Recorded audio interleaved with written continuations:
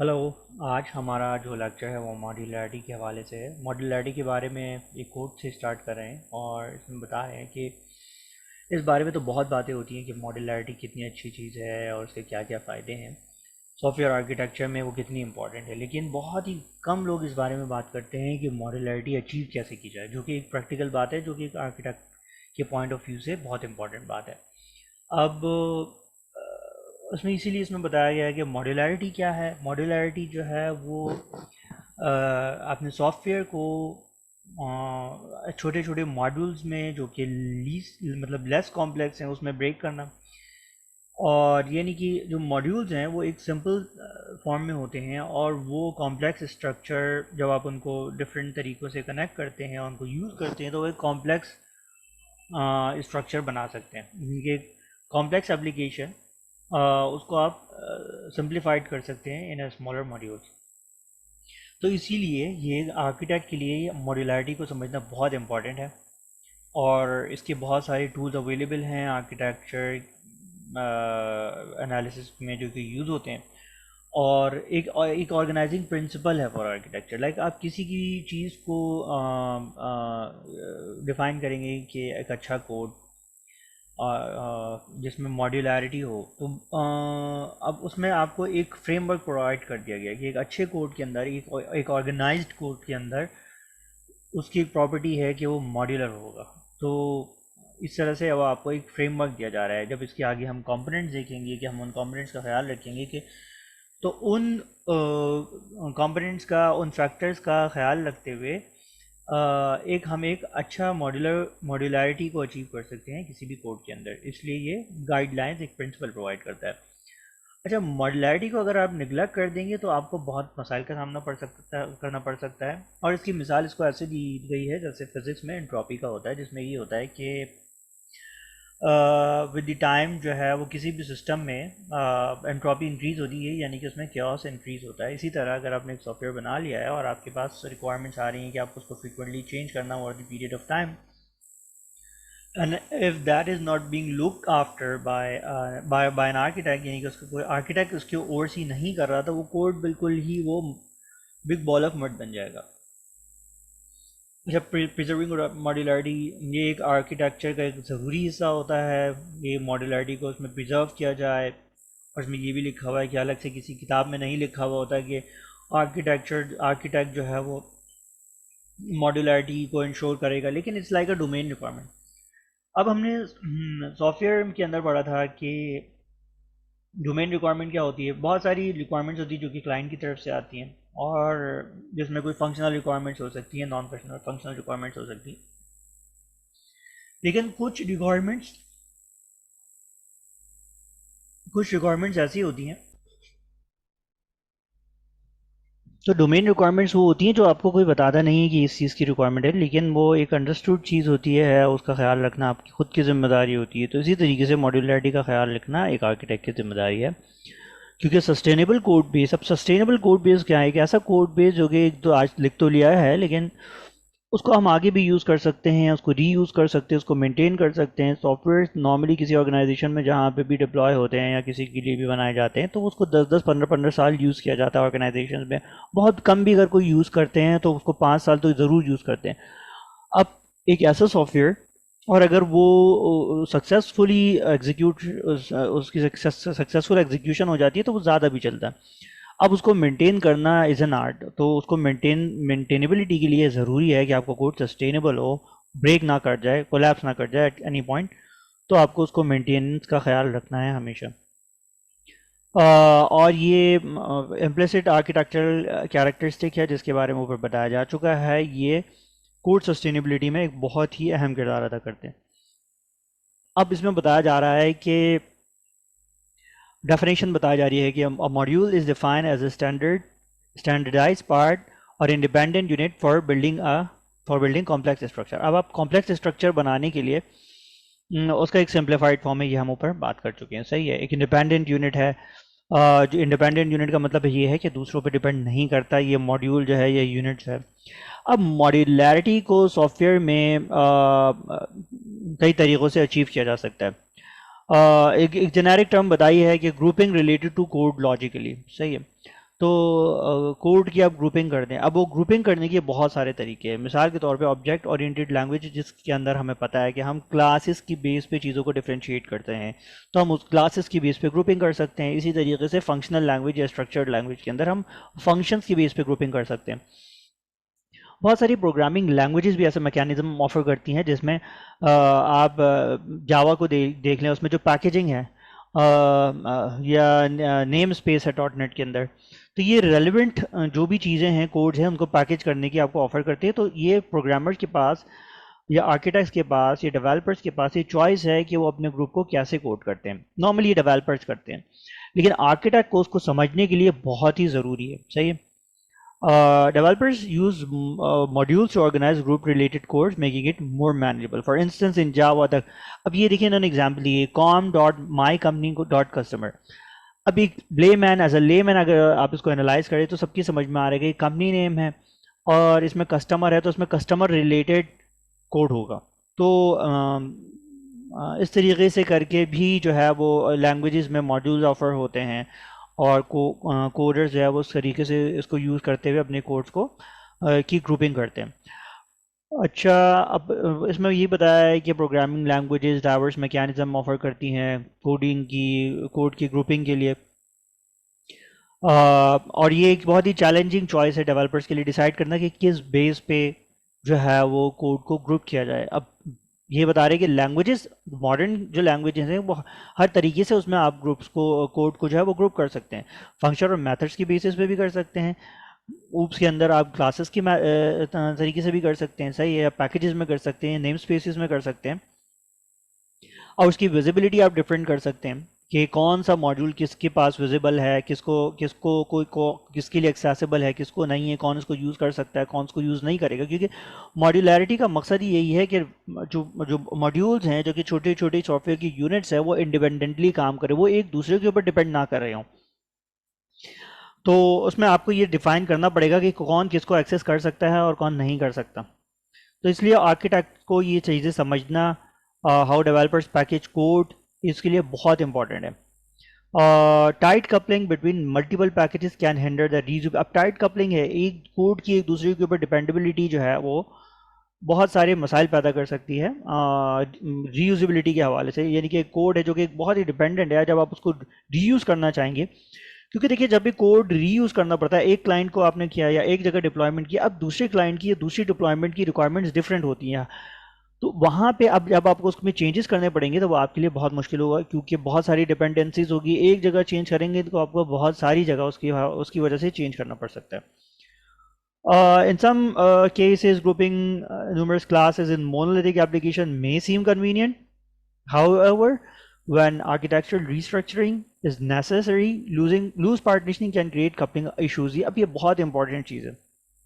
अब इसको ऐसे समझिए कि हमने मोनोलिथिक आर्किटेक्चर पढ़ा, जिसमें हमने देखा कि कोड जो है वो हम सारा एक ही, मतलब फिजिकली वो मल्टीपल यूनिट्स हो सकते हैं, लेकिन वो एक ही स्टाइल में एक ही फ्रेमवर्क के अंदर रह के काम करता है। कि एक आपकी यूआई लेयर है, फिर उसके बाद आपकी लाइक लेयर्ड आर्किटेक्चर के अंदर आपकी एक यूआई लेयर होती है, एक डेटाबेस लेयर होती है, एक परसिस्टेंस होती है, और एक बिजनेस लेयर होती है। ये सारे लेयर्स मिल के एक रोल कर रही होती है, इरिस्पेक्टिव ऑफ कितने फिजिकल कंपोनेंट्स हैं या क्या है। लेकिन अगर आपका कोड इस हिसाब से लिखा हुआ है और एक दूसरे के ऊपर इस तरीके से डिपेंडेंट है, अब आप उसको रीस्ट्रक्चर करना चाह रहे हैं। मिसाल के तौर पे आपने एक पॉइंट पे डिसाइड किया कि अब मुझे इसको माइक्रो आर्किटेक्चर की तरफ लेके जाना है, माइक्रो सर्विसेज या माइक्रो कर्नल की तरफ मुझे इसको रीस्ट्रक्चर करना है। अब अगर आपने उसमें कपलिंग की हुई होगी, तो लूज कपलिंग की होगी, तो क्या चैलेंज हो सकता है? देखिए चैलेंज ये है कि आपके पास कोहिजन भी एक ऑप्शन है। आगे आ जाके आप पढ़ेंगे कोहिजन क्या है। कोहिजन ये है कि अगर आपने कोड को गैर ज़रूरी कपलिंग से बचाना, और उसमें जो ज़रूरी कपलिंग है वो भी उसमें मेक श्योर करना कि वो उसमें जो चीज़ें मिल के साथ काम करती हैं उनको आप कोहिजन में एक साथ पैकेज कर देंगे। इसकी मिसाल ऐसे ले लें कि आप एक मैसेंजर एप्लीकेशन है। अब मैसेंजर एप्लीकेशन के अंदर आपको कॉन्टेक्स्ट की ज़रूरत होगी। जब आपके पास कॉन्टेक्स्ट होंगे, अब मैसेंजर एप्लीकेशन डिफरेंट तरीक़ों से डिज़ाइन हो सकती होंगी, और we are discussing this here for the sake of understanding only. कि एक मैसेजिंग एप्लीकेशन है, उसके आपने मैसेजिंग का जो इंटरफेस है उसको आपने अलग कर दिया, और उसके आपने जो कॉन्टैक्ट्स हैं उसका मॉड्यूल को अलग कर दिया। हालांकि ये जब भी जहाँ भी यूज़ होंगी वहाँ पे साथ यूज़ होंगी। अब वही सेम मैसेजिंग एप्लीकेशन अगर दूसरे क्लाइंट को देनी पड़ेगी तो आपको, अगर आपने इनको मॉड्यूल्स डिफरेंट कर दिए तो आपको वहाँ पे 2 मॉड्यूल्स उठा के लेके जाने पड़ेंगे। लेकिन क्योंकि ये मॉड्यूल साथ काम करते हैं, अगर आपने इसको पैकेज किया होगा, अगर आपने इसको कोहिजन के रूल के तहत आपने इनको एक साथ रखा होगा, तो वहाँ पे आपकी इसकी माइग्रेशन जो है ओवर द डिफरेंट आर्किटेक्चर वो आपके लिए आसान हो जाएगी।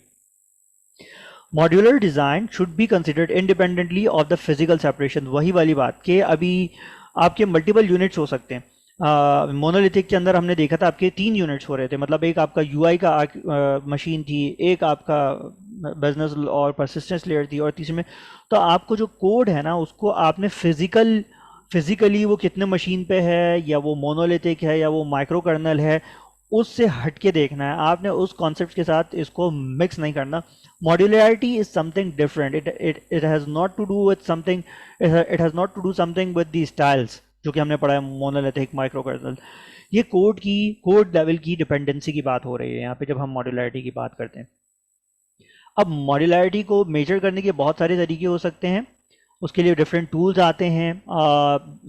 3 की कॉन्सेप्ट्स जो है ना यहाँ पे जो बताए हैं वो हैं कोहिजन, कपलिंग एंड कोनेसेंस, और हम यहाँ पे कोहिजन और कपलिंग को डिस्कस करेंगे बहुत क्विकली, और कोनेसेंस को उसके बाद हम इसके नेक्स्ट लेक्चर में देखेंगे। कोहिजन को कहते हैं कि ये कह रहे हैं कि module should be contained within the same module as an extend part of module, यानी कि एक ही मॉड्यूल के अंदर जो भी रेलिवेंट कोड है आप उसको टाइटली कवर कर देंगे। अब देखिए मॉड्यूलरिटी का कॉन्सेप्ट ये है कि आप मल्टीपल मॉड्यूल्स बनाएं और वो लूजली कपल होंगे। लूजली कपल का मतलब ये है कि एक दूसरे के ऊपर उनकी डिपेंडेंसी बहुत कम होगी।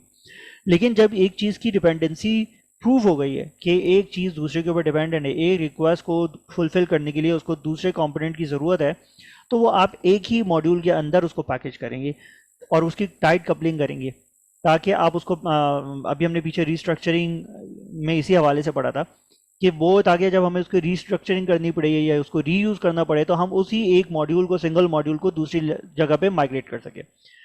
Measure of relatedness of parts with in module. Ideal cohesive model has parts package together. सही है, उसके जो कंपोनेंट्स हैं आइडियली वो पैकेज बहुत क्लोजली कपल्ड होते हैं कोहेसिव मॉड्यूल के अंदर। और इसमें लिखा हुआ है कि गैर ज़रूरी तौर पे अगर आप उसकी जो है ना वो उसकी कपलिंग करना शुरू करेंगे, यानी कि उसको डिफरेंट मॉड्यूल्स में बना देंगे कि हम इसको डिफरेंट मॉड्यूल बना देते हैं और जब इसको रिक्वेस्ट होगी तो दूसरे मॉड्यूल से ले लेगा, तो इससे आपका मॉडल और भी ज़्यादा कॉम्प्लिकेट होगा, इससे कोई फ़ायदा नहीं होगा बल्कि उल्टा आपका नुकसान हो जाएगा। तो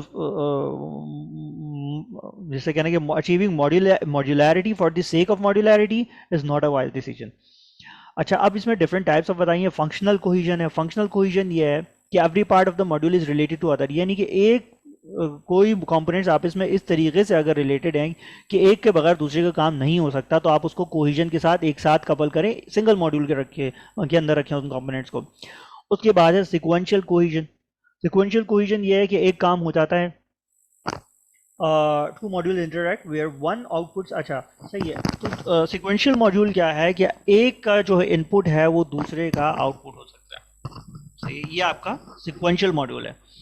उसके बाद कम्युनिकेशनल कोहिजन है। अब कम्युनिकेशनल कोहिजन की मिसाल आप ऐसे ले लें। अच्छा, सिक्वेंशियल कोहिजन क्या है? सिक्वेंशियल कोहिजन हमने अभी मैसेंजर की एग्जांपल देखी थी, सही है। उसमें क्या था कि जो कॉन्टैक्ट को आप यूज़ करते हुए आप मैसेजिंग करेंगे, सही है ना। तो किस कॉन्टैक्ट को मैसेज करना है वहाँ से जो आप ले रहे हैं, जो भी इंफॉर्मेशन ले रहे हैं, या आप इसमें ऐसा भी कर सकते हैं कि मैसेंजर की एप्लीकेशन को ही अगर हमें हाँ, मैसेंजर की एप्लीकेशन को ही अगर हमें एग्जांपल लेनी है तो आप ये कह सकते हैं कि एक मॉड्यूल का इनपुट जो है वो दूसरे मॉड्यूल को यूज़ कर रहा है, ये आपका सिक्वेंशियल कोहिजन है। अब उसके जो नेक्स्ट टाइप बता रहे हैं वो कम्युनिकेशनल कोहिजन है। अच्छा, इसमें क्या है, मिसाल के तौर पे सिर्फ इंफॉर्मेशन ले रहा है वो। Two modules form communication chain where each operates on information and contribute. अब मिसाल के तौर पे आपको एक डैशबोर्ड डिज़ाइन करना है जो कि स्टेटसेस दिखाता है पिछले पीछे डिफरेंट सर्विसेज के, सही है ना। उसको सिर्फ पीछे से ये देखना है कि कौन सी सर्विसेज इस वक्त अप हैं, कौन सी सर्विसेज डाउन है, उसको जो भी मिलेगा वो दिखा देगा। तो वो सिर्फ उनसे इन्फॉर्मेशन ले रहा है अगर आप मैसेंजर वाली एग्जांपल ले लें तो उसमें आप ये देखेंगे कि आपने स्टेटसेस जो आप देखते हैं डिफरेंट कॉन्टेक्स्ट की, कौन अवेलेबल है कौन नहीं अवेलेबल है, आप उस इंफॉर्मेशन को प्रोसेस नहीं कर रहे हैं, आप सिर्फ उसका स्टेटस देख रहे हैं फ्रॉम एनी अवेलेबिलिटी मॉड्यूल, और आप उसको वहाँ से रिफ्लेक्ट कर दे रहे हैं।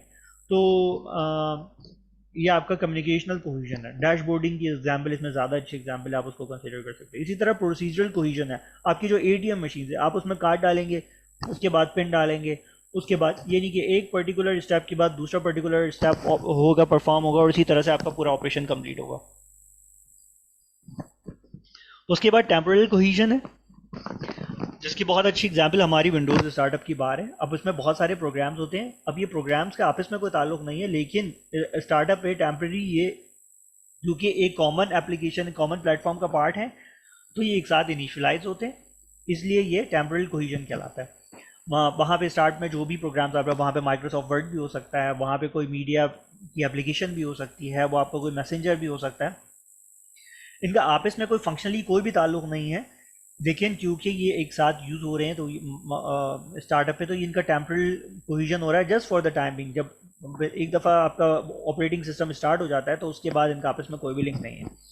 इसी तरह फिर लॉजिकल कोहिजन बताया आपको। लॉजिकल कोहिजन क्या है? The data with in module is related logically but not functionally. मिसाल के तौर पे आपका टेक्स्ट हो गया, टेक्स्ट एडिटर हो गया, अब आपका जो नोट पैड प्लस प्लस है ये भी एक टेक्स्ट एडिटर है, सही है, लिखने का काम करता है।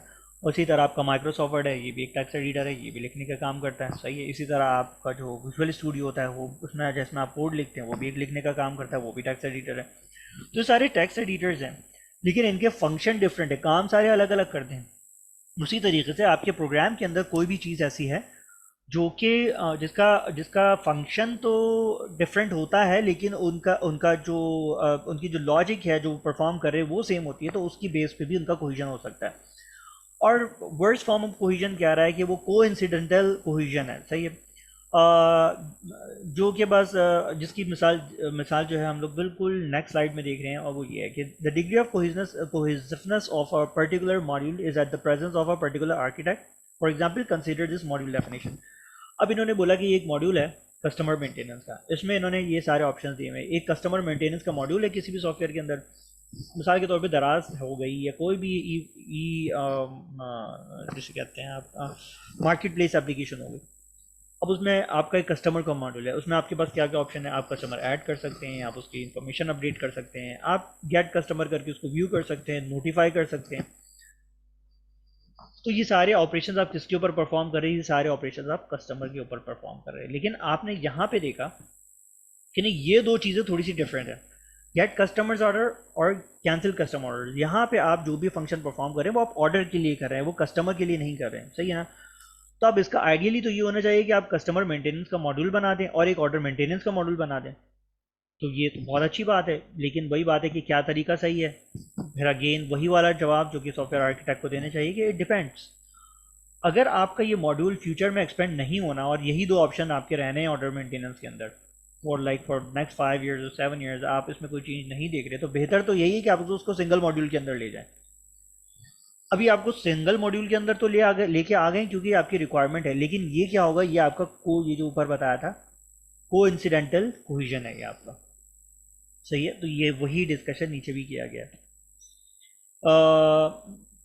जी ये सारा आपका जो है कि इसको सेम मॉड्यूल में होना चाहिए, कस्टमर मेंटेनेंस के मॉड्यूल में होना चाहिए, अलग मॉड्यूल बनाना चाहिए, उसी में करना चाहिए, ये सारी डिस्कशन, ठीक है। तो ये ट्रेड ऑफ है। उसके बाद मेजरिंग मॉड्यूलैरिटी, मॉड्यूलैरिटी को कोहिजन को मेजर कैसे किया जा सकता है? ये दो नेम बताए हैं कि एक चिडैम्बर और एक कैमरर। इनका एक मॉडल है lack of cohesion in methods, LCOM कहलाता है। ये मेजर करता है structural cohesion of a module, सही है। और ये उसके एक कुछ फॉर्मूले बताएं, और इसको सिंप्लीफाइड यहाँ पे इसकी डेफिनेशन में किया है कि sum of sets of methods not shared via sharing fields. इनकी कोई कॉमन शेयरिंग फील्ड्स नहीं है, ये जो आपका एलकॉम होता है। अच्छा, अभी आपको नीचे इसकी एग्जांपल्स दी हुई हैं। अभी आपको बताया गया है कि ये जो ऑक्टागॉन्स हैं ये फील्ड्स हैं, ठीक है। अच्छा मेथड्स आर स्क्वायर, ये मेथड्स है, सही है। और ये जो ऑक्टागॉन्स हैं ये आपकी फील्ड है, ठीक है। अब आप देखिए कि मिसाल के तौर पे ये आपका नाम हो गया, ये आपका एनआईसी हो सकता है, ठीक है। और ये आपका जो है सी जो है वो आपका फ़ोन नंबर हो सकता है। अब M1 एक मॉड्यूल है, उसको हो सकता है कि आपका एनआईसी और फ़ोन नंबर उसके पास ना, उसको आपका नाम लेने की ज़रूरत नहीं, क्योंकि हो सकता है वो पीछे किसी बैकएंड पे किसी ऐसे डेटाबेस से कनेक्ट है जहाँ पे आपका नाम वगैरह ऑलरेडी अवेलेबल है, तो उसको आपका नाम लेने की ज़रूरत नहीं है, सही है। तो आपको सिर्फ फ़ोन और एनआईसी ले लेगा। इसी तरह ये कोई मॉड्यूल है जिसको आपका सिर्फ नाम और फ़ोन नंबर चाहिए, सही है। और फिर ये कोई मॉड्यूल है जिसको आपका, तो ये जो है बहुत, अब आप देख सकते हैं कि यहाँ पे कोहिजन की बात हो रही है, ये डिफरेंट यूनिट्स है, लेकिन आप ये देख सकते हैं कि ये टाइटली कपल्ड है, तो ये क्लास एक्स है, ठीक है। और क्लास वाई में क्या है, आपने इन सबको अलग अलग मॉड्यूल बना दिया, ठीक है। और क्लास जी में क्या है, जहाँ पे आपको लगा कि आपको मॉड्यूल बनाने की ज़रूरत है, आपने उसको मॉड्यूल आपने जो है वो कोहिजन का कॉन्सेप्ट अप्लाई किया, और जहाँ पे आपको नहीं समझ में आपने उसको एक अलग ही क्लास बना दिया। यही पॉइंट्स यहाँ पे डिस्कस हुए हैं। उसके बाद कोहिजन की एग्जांपल बता रहे हैं कि imagine a module that calculates the area of area and perimeter of a rectangle. अब आप कोहेसिव मॉड्यूल में क्या करेंगे, both area and parameters calculation functions would be contained within the same module. क्यों? क्योंकि मिलते जुलते फंक्शन है, तो आप इनको एक साथ ग्रुप कर सकते हैं। तो इस तरीके से आप कोहिजन करते हैं।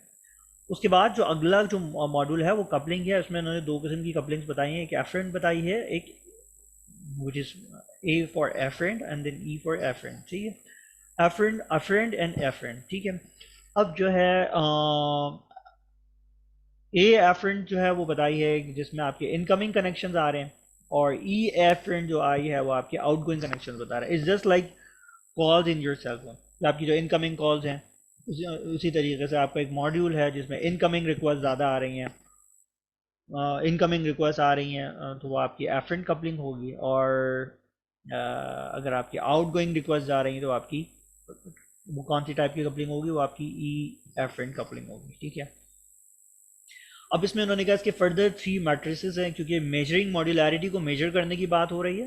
तो अब हम कपलिंग के अंदर देख रहे हैं हमारे पास कौन से पैरामीटर्स हैं उसको मेजर करने के लिए। वहाँ पे तो हमारे पास कोहिजन के अंदर एल्कॉम का इन्होंने एक फार्मूला दिया था। यहाँ पे क्या हो रहा है, यहाँ पे मॉड्यूलैरिटी को मेजर करने के लिए 3 इन्होंने पैरामीटर्स बताए हैं, एक एब्स्ट्रैक्टनेस है, एक स्टेबिलिटी है एंड एक डिस्टेंस है, ठीक है, फ्रॉम द मेन सीक्वेंस।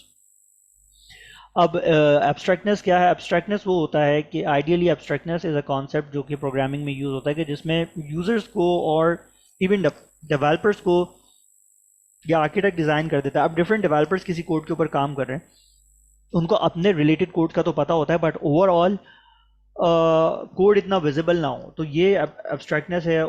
मतलब इनपुट्स और आउटपुट का कम से कम इम्पैक्ट हो एब्स्ट्रैक्टनेस के ऊपर। अगर एब्स्ट्रैक्टनेस ज़्यादा होगी किसी भी मॉड्यूल के अंदर, तो उसमें इनपुट और आउटपुट का जो इम्पैक्ट है वो बहुत ही ज़्यादा मिनिमल होगा। अब इसको कैसे कर सकते हैं, एक काइंड ऑफ जनरलाइजेशन है ये। अच्छा, इसको मेजर कैसे कर सकते हैं एब्स्ट्रैक्टनेस को? Sigma of measurement of all the abstractness over sigma of measurement of all the concreteness, सही है। एक तो एब्स्ट्रैक्ट चीज़ है जो कि आपके मॉड्यूल के अंदर है, that is a generalize thing.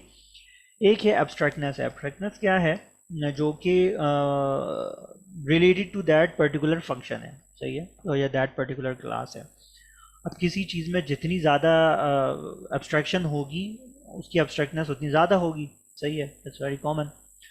I mean it's very easy to understand this concept of abstractness because ये आप उसको डायरेक्टली वैसे ही मेजर करें। अच्छा, consider an application with 5000 line of codes all in one main method, okay, the abstractness number is 1 while the denominator which is the concreteness is 5000, ठीक है। तो अब इसमें आप इसकी ओवरऑल एब्स्ट्रैक्टनेस देखें तो 0 के बराबर है, 1/5000 इज ऑलमोस्ट 0। तो this metric measures the ratio of abstraction in your code, सही है।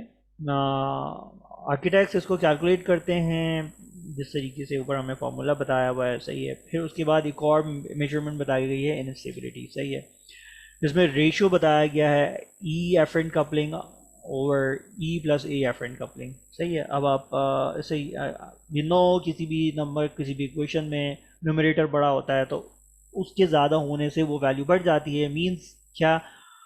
मतलब ये है कि अच्छा, what is C E and C A here? C E is E efferent coupling and C A is A efferent coupling. Okay, और अब ई efferent हमें पता है कि ये हमारा आउट गोइंग है, सही है। अब किसी मॉड्यूल के अंदर अगर आउट गोइंग रिक्वेस्ट बहुत है, इसका मतलब ये है कि वो मॉड्यूल दूसरे मॉड्यूल्स के ऊपर बहुत ज़्यादा डिपेंड कर रहा है किसी भी रिक्वेस्ट को फुलफिल करने के लिए। इसकी मिसाल आप जनरल लाइफ में ऐसे ले सकते हैं कि आप अगर कोई किसी वर्क प्लेस पे काम करते हैं और आप दूसरों पे बहुत ज़्यादा डिपेंड करते हैं, आप हर चीज़ दूसरे से पूछ के करते हैं, तो अगर किसी दिन कोई शख्स नहीं आया तो आपको अपने काम करने में बहुत मसला हो जाएगा और आपका बिल्कुल काम ही ब्लॉक हो जाएगा। बिल्कुल उसी तरीके से इसी कॉन्सेप्ट को आप सॉफ्टवेयर के अंदर लेके जाएँ कि अगर कोई मॉड्यूल किसी पे बहुत ज़्यादा आउटगोइंग रिक्वेस्ट भेज रहा है तो उस पर उसकी दूसरों के ऊपर डिपेंडेंसी बहुत ज़्यादा है, इसलिए कोड वो जो मॉड्यूल है वो इटसेल्फ बहुत फ्रेजाइल होगा, अनस्टेबल होगा। इसी तरीके से किसी मॉड्यूल के ऊपर दूसरों की डिपेंडेंसी ज़्यादा है, जो कि उसके पास इनकमिंग रिक्वेस्ट ज़्यादा आ रही हैं, तो उसका मतलब ये है कि वो रिलेटिवली पहले वाले जो टाइप है उससे ज़्यादा स्टेबल होगा, उसकी स्टेबिलिटी, उसकी इनस्टेबिलिटी जो है वो कम होगी। अच्छा, ये वही बात को एक्सप्लेन किया गया है यहाँ उसी फार्मूला के अंदर, जो है वो वैल्यूज़ लिख के आपको बता दिए हैं कि न्यूमरेटर आपका 4 है, नीचे इन्होंने 4 है, पर सी ए की वैल्यू 1 है, यहाँ पे आप देख सकते हैं। तो उस तरीके से उन्होंने इसको कैलकुलेट करके दिखा दिया कि इस तरीके से आप कैलकुलेट भी कर सकते हैं, ठीक है। अब इन्होंने बताया है कि ये जो हमने ऊपर एब्स्ट्रैक्शन पढ़ा है और ऊपर जो इनस्टेबिलिटी पढ़ा है, उसकी बेस पे इन्होंने एक फार्मूला बनाया है डिस्टेंस, एक ग्राफ बनाया है, और इन्होंने बताया है कि ये ग्राफ है, सही है। इन्होंने बोला है कि एब्स्ट्रैक्टनेस की वैल्यू भी मैक्सिमम 1 हो सकती है और इनस्टेबिलिटी की वैल्यू भी 1 हो सकती है। यहाँ पे उन्होंने कहा है कि 1 से ज़्यादा भी हो सकती है, लेकिन वो प्रैक्टिकल नहीं है। अच्छा, 1 से हमें क्या पता लगता है कि लीनियर वैल्यू है, सही है, बहुत एक्सपोनेंशियली नहीं बढ़ सकती। ये आप देखिए, उन्होंने लीनियर ग्राफ भी बनाया है विच इज़ इन्वर्सली प्रोपोर्शनल का, यानी कि किसी भी कोड के अंदर अगर आप एब्स्ट्रैक्टनेस को बढ़ाएंगे उसकी इंस्टेबिलिटी जो है वो कम हो जाएगी। उसी तरीके किसी भी कोड, मिसाल के तौर पे आप यहाँ पे देख सकते हैं कि यहाँ पे अगर आपने कोड के अंदर एब्स्ट्रैक्टनेस बढ़ा दी है तो उनकी उसकी इनस्टेबिलिटी जो है वो कम हो गई है। और इसी तरीके से अगर आपने किसी मॉड्यूल के अंदर एब्स्ट्रैक्टनेस को कम करेंगे और बहुत ज़्यादा कम कर देंगे तो उसकी इंस्टेबिलिटी बढ़ जाएगी, सही, इसीलिए ये इन्वर्सली प्रोपोर्शनल है। लेकिन ये ऐसा नहीं है कि आप इसको अपनी मर्जी से कोई भी वैल्यू सेट कर सकते हैं। अब आप यहाँ पे देख सकते हैं कि ये this is a graph and it start from 0 0, ठीक है। यहाँ पे इनकी जो मैक्सिमम वैल्यू है वो 10 है, और यहाँ पे जो इसकी मैक्सिमम वैल्यू, सॉरी, इसके जो कोऑर्डिनेट्स है वो 10 हैं, और यहाँ पे जो है वो ये कोऑर्डिनेट्स 10 हैं, क्योंकि ए की मैक्सिमम वैल्यू 1 हो सकती है और आई की मैक्सिमम वैल्यू 1 हो सकती है, तो उसके कोऑर्डिनेट्स बता दिए आपको, सही है। और यहाँ पे एक कोऑर्डिनेट बताया है 1 1। अच्छा, अब ये वैल्यू जो है ये इसी लाइन के मेन सीक्वेंस का, अब इसके बीच में जो लाइन जा रही है मेन सीक्वेंस कहलाती है। इस मेन सीक्वेंस के जितना क्लोज वो वैल्यू होगी, वो उतना आपका कोड के अंदर जो है वो ये जो डिस्टेंस है, जितना इसके बीच में होगा उतना अच्छा है। अगर आप बहुत ज़्यादा किसी भी कोड के अंदर, इसको बहुत आसानी से अगर इस ग्राफ को समझने की कोशिश करें, तो अगर किसी भी कोड के अंदर अब यहाँ पे अब आप ये जोन बना दें आप इसका ना, जिसको उन्होंने कहा है कि ये जोन ऑफ यूजलेसनेस है। मिसाल के तौर पे यहाँ पे अब आप देख सकते हैं कि यहाँ पे एब्स्ट्रैक्शन बहुत ज़्यादा है। तो आप एब्स्ट्रैक्शन किसी भी कोड के अंदर इतनी ज़्यादा कर दें कि वो समझने से ही बाहर हो जाए, लोगों को लिए समझना ही मुश्किल हो जाए, उसके यूज़र्स के लिए, उसके कोडर्स के लिए, तो वो बिल्कुल यूजलेस हो जाता है। उसी तरह अगर किसी कोड के अंदर आप एब्स्ट्रैक्शन बिल्कुल ही ख़त्म कर दें तो वो अनस्टेबल हो जाएगा और वो जोन ऑफ पेन होगा, क्योंकि उसकी मेंटेनेबिलिटी ख़राब हो जाएगी। एब्स्ट्रैक्शन कम करने का मतलब यही है कि उस कोड में फिर आप जगह जगह उसमें चेंजेस कर रहे होंगे और उसमें आपका जो है वो जोन ऑफ पेन है, इसलिए इसको बताया गया। और इसी को ये नीचे मुख्तलिफ ग्राफ्स में उसको एक्सप्लेन किया गया है। फिर आपको ये बताया गया कि यहाँ पर डिफरेंट मॉड्यूल्स हैं, डिफरेंट टूल्स हैं जिनको यूज़ करते हुए आप JCMT बताया, जो कि जावा का कपलिंग मेजरमेंट का टूल है। इस तरह से आर्किटेक्ट जो है वो डिफरेंट टूल्स यूज़ करते हैं जिससे वो कपलिंग मेजर करते हैं, सही है। और फिर यहाँ पे आपको एग्जांपल दी है कि consider 2 modules, one for user interface and other for data processing. अब ये कह रहे हैं कि अगर यूज़र इंटरफेस मॉड्यूल जो है वो डायरेक्टली जो है वो कॉल करेगा function in the data processing module, तो there is a tight coupling. उसकी नज़र आ रहा है कि उसके पर उसको हर चीज़ अगर डाटा मॉड्यूल से ही चाहिए तो उसकी बहुत टाइट कपलिंग है, ठीक है। तो क्या नहीं कि इसका आइडियल सिनेरियो क्या हो सकता है? इसका आइडियल सिनेरियो यूज हो सकता है कि these modules should communicate through well defined interfaces to minimize this coupling. तो ये हमारा आज का लेक्चर था। नेक्स्ट में हम फिर उसको कनेंसिस को डिस्कस करेंगे। Thank you.